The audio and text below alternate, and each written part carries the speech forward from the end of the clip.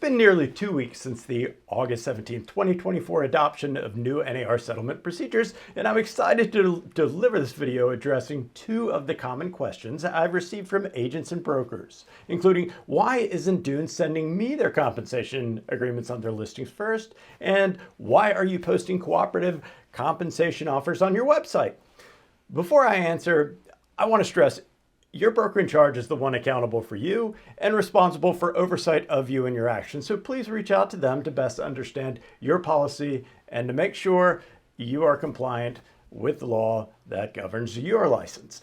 Information I share is solely based upon my experience as the South Carolina licensed broker in charge of Dunes Real Estate and should not be considered legal counsel. So question one, why is Dunes asking me as a buyer's agent to submit my compensation form first? First, there's absolutely no right way, and you need to be willing to respect that everyone may have a different procedure. But here's my answers. Watch any of the SCR forms training on Form 120. Not only are they awesomely helpful, but the compliant procedural scenario also presented is where buyer submits. My interpretation, buyer submitting Form 120 is an endorsed method by some of the most informed attorneys in our business, not only that understand the law, but also the code of ethics. Number two, we are representing the sellers. We have a statutory duty to our sellers, and we're transparent about what amount of cooperative compensation will be received by that buyer agent. Variations to what is offered or what is received is something we disclose to our sellers pursuant to our agreement. And if we send the pre-filled form, we potentially forfeit that knowledge and compromise that duty.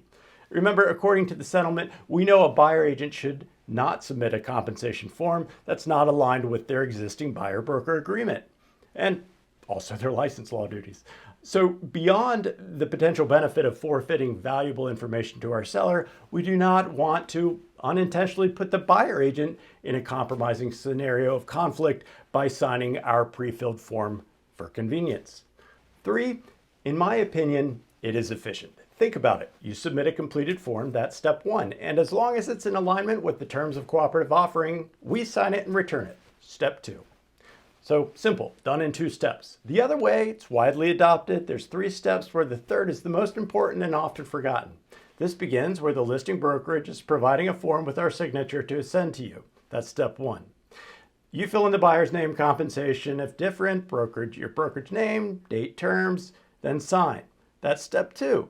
Then just like any contract navigating for client, it's effectively been modified. So to guarantee its enforceability, it must come back to the listing brokerage to be initial dated, any area not present in that initial offer. That's step 3. That method does not seem as efficient for you or your client, which brings us to question 2. I love this one. Why are you posting offers of compensation up front? Simple answer, Dunes Real Estate is a full service brokerage and needs to be able to represent the best interests of our sellers. Here's some more detailed answers.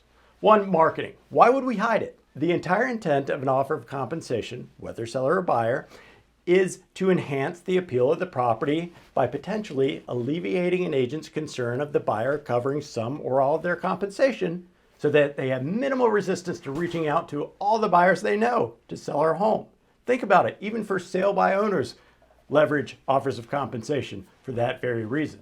2, efficiency and disclosure.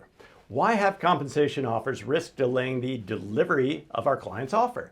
Much like the efficient 2-step scenario of receiving compensation forms from buyer agents, we want buyer agents to be able to quickly obtain these answers versus putting an obstacle of a phone call or a text where they would still be told the same exact number.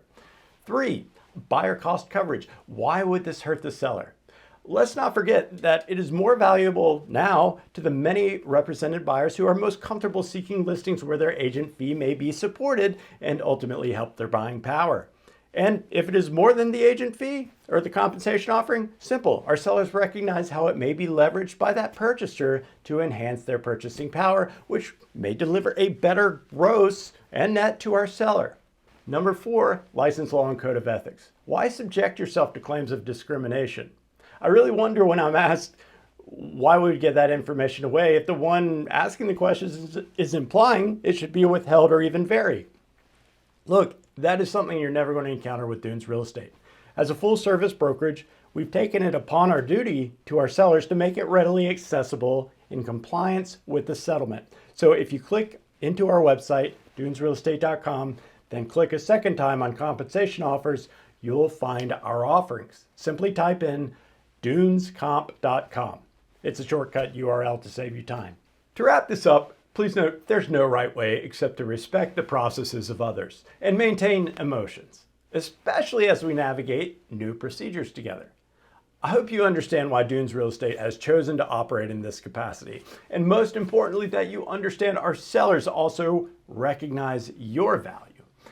I'm Daniel Moskowitz, broker in charge of Dunes Real Estate, obsessed with delivering realtors to their highest potential.